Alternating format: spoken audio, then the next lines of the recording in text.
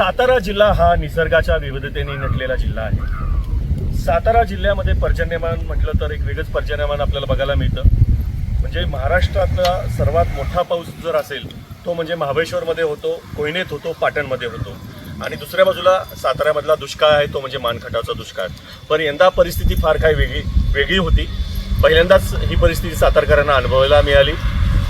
सातारच्या दुष्काळी भागामध्ये यंदाच्या जून महिन्यामध्ये फार मोठ्या प्रमाणात पर्जन्यमान घडलेलं आहे। या पावसामुळे अनेक ठिकाणी शेतांमध्ये पाणी घुसलेलं आहे, अनेक शेतांमध्ये पाण्याचं नुकसान झालेलं आहे। आणि जर पश्चिम भाग म्हटला तो म्हणजे महाबळेश्वर असेल, वाई असेल, खंडाळा असेल, सातारा असेल, सातारचा काही भाग असेल, याच्यामध्ये कालपासून पावसाने दमदार एंट्रीला सुरुवात केलेली आहे।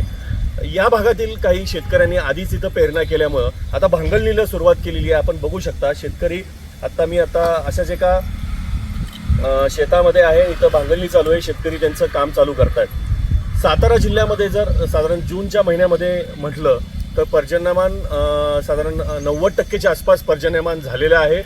पेरण्यांचं जर आपण विचार केला, जी आपल्याला जिल्हा कृषी अधिकारी यांच्याकडनं जी माहिती मिळालेली आहे, साधारण 90 ते 95% शेतकऱ्यांनी पेरण्या केलेल्या आहेत।